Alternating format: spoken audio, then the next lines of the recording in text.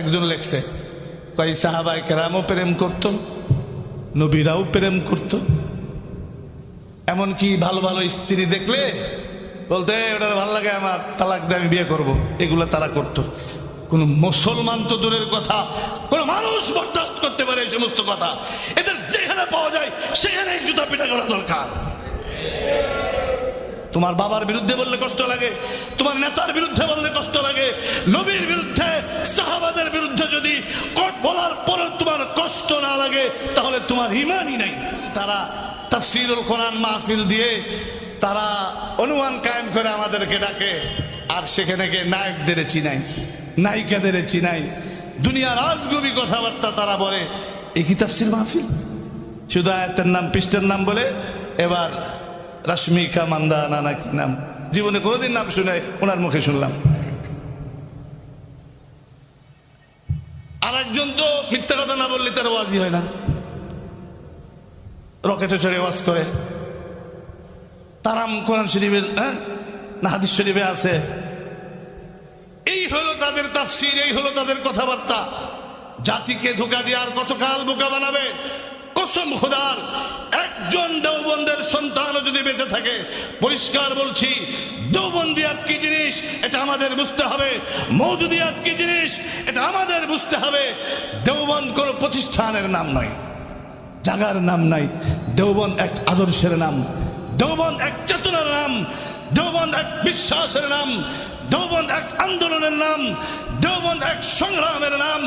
Jail খেটেছেন, বাতিলের সামনে মাথা নত করেন। কখনো কাদিয়ানি মতবাদ, কখনো মওদুদি মতবাদ, কখনো শিয়া মতবাদ, কখনো আহলে কোরআন আহলে হাদিস, বিভিন্ন ফেরকা মতবাদের নামে আমাদের সামনে যেই ফিতনা এসে দাঁড়ায়, আরে যারা ফিতনাবাজ তারা তো ফিতনা করবে, তবে এই ফিতনা দমন করার জন্য, প্রতিরোধ করবার জন্য, তারা যে সমাজে বিভ্রান্তি ছড়ায় এই বিভ্রান্তি দূর করবার জন্য আল্লাহ রাব্বুল আলামিন ওলামায়ে দেওবন্দকে কবুল করেছেন, এবং ওলামায়ে কেরামের দায়িত্বই এইটা। আজকে এই সমস্ত অনুমানে যখন কোনো প্রোগ্রাম হয় তখন অনেক মানুষের মুখ কালো হয়ে যায়, অনেক মানুষ কষ্ট পায়। আমি তাদের কাছে প্রশ্ন করতে চাই, যারা নবীর বিরুদ্ধে কথা বলে, যারা সাহাবাদের বিরুদ্ধে কথা বলে, তখন তোমাদের মুখ কালো হয় না? যখন মওদুদির বিরুদ্ধে কথা বলা হয় তখন কষ্ট লাগে। মওদুদির বিরুদ্ধে কথা বললে তোমাদের যেমন কষ্ট লাগে, রাসূল সাহাবীদের বিরুদ্ধে কথা বললে আমাদেরও কষ্ট লাগে। সাহাবায়ে কেরাম বাদ দিলে ইসলাম থাকে? কোরআন পেয়েছি, হাদিস পেয়েছি, কাতেবে ওহী হযরত আমির মুআবিয়া রাদিয়াল্লাহু তাআলা, তার বিরুদ্ধে যেই অকথ্য ভাষায় কথা বলেছে হযরত ওসমান ইবনে আফফান রাদিয়াল্লাহু তাআলা, তার বিরুদ্ধে খেলাফত ও মুলুকিয়াতের মধ্যে এই মিস্টার মওদুদি যেইভাবে কথা বলেছে, কোন সুস্থ মানুষ এটা বরদাস্ত করতে পারে না।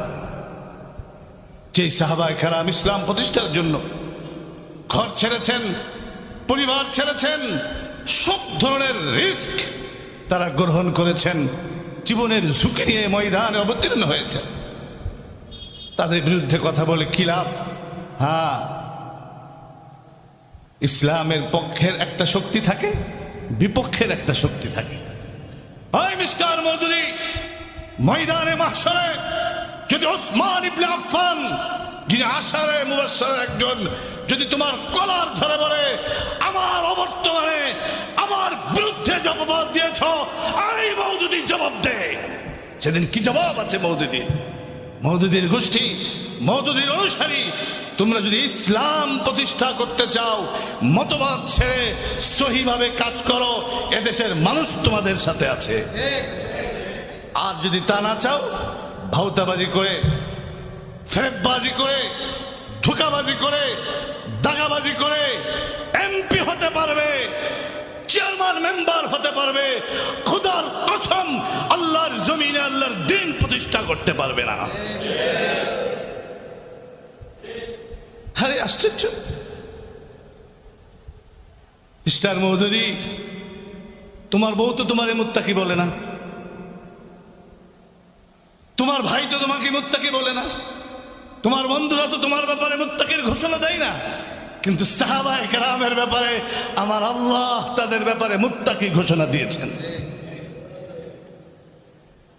সাহাবায়ে কেরামের ব্যাপারে মাগফিরাতের ওয়াদা আল্লাহ করেছেন।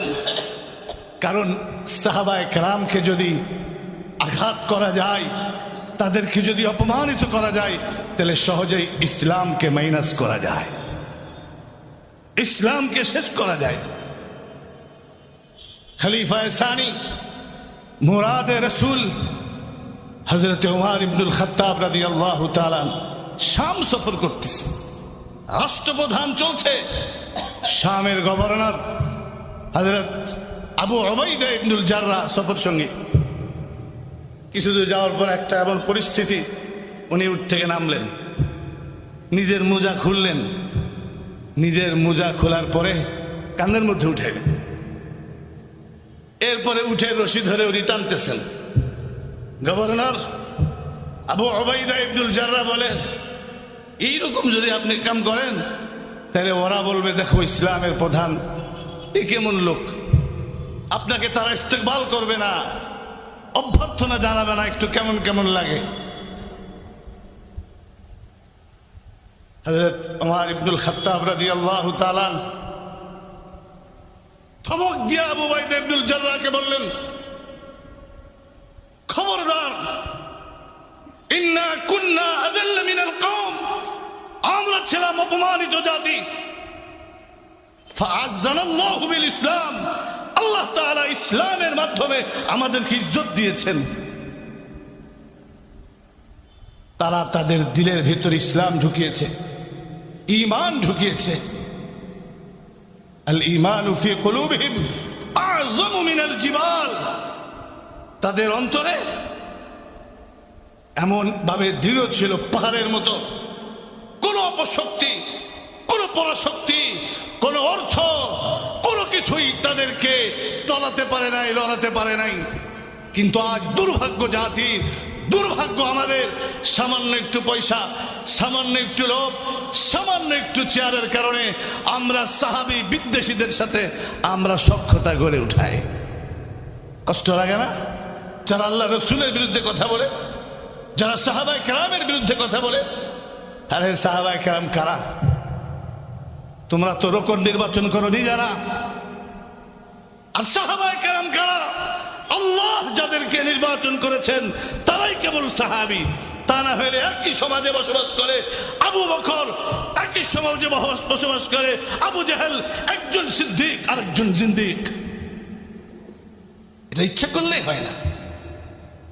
হাদিসের পৃষ্ঠায় পৃষ্ঠায় যাদের নাম, হযরত আবু হুরায়রা, হযরত আয়েশা, আব্দুল্লাহ ইবনে আব্বাস, আব্দুল্লাহ ইবনে ওমর, আনাস ইবনে মালিক, আবু সাঈদ খুদরি, এগুলা কারা?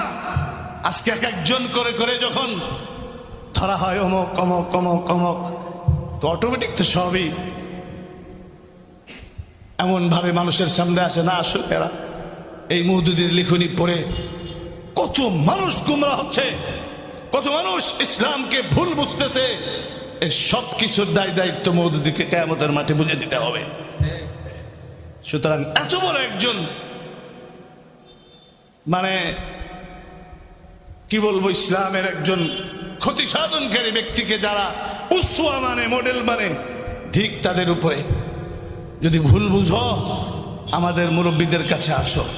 আমাদের আকাবেল আশরাফরা জীবনের ঝুঁকি নিয়ে আমাদের মুরব্বীরা জাতিকে সহি পথে আনবার জন্য মাঠে নেমেছিলেন। তারা কথা বলেছিলেন যে এগুলো এরা গুমরাহ, এই কাদিয়ানীরা, আহলে হাদিস। আচ্ছা আপনারা বলেন এই সমস্ত করে লাভ কি?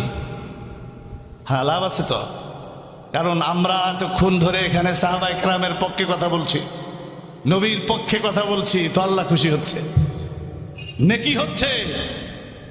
আর যখন তারা সাহাবাদের বিরুদ্ধে বলে, নবীর বিরুদ্ধে বলে, তখন তো শয়তান খুশি হয়।